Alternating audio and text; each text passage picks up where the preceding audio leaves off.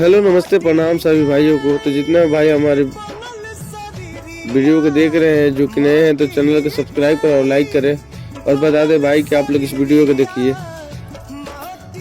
तो भाई आप लोग इस वीडियो को देख लिए होंगे जो कि फोन सिंह का टीम है जो कि देर रात तक पटना में जो गरीब लोग हैं जो रोड पर सोए रहते हैं या स्टेशनों पर सोए रहते हैं उन लोगों को खाना या कंबल बांट रहे हैं।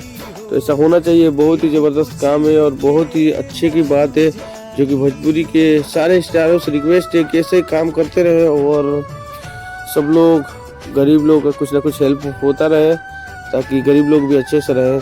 इस समय आप लोग को बता दें कि बहुत ही ठंडी है और बहुत ही दिक्कत है जो कि ठंडी में लोग रोड पर सोए रहते हैं। तो बस ऐसा काम करते रहे जो कि भोजपुरी के जितने भी स्टार हैं या हमारे भोजपुरी के गरीब लोग हैं उन लोगों का कुछ ना कुछ हेल्प होता रहे और वो लोग भी ठीक ठाक से रहें। तो चलिए मिलते हैं नेक्स्ट अपडेट के साथ। Okay bye.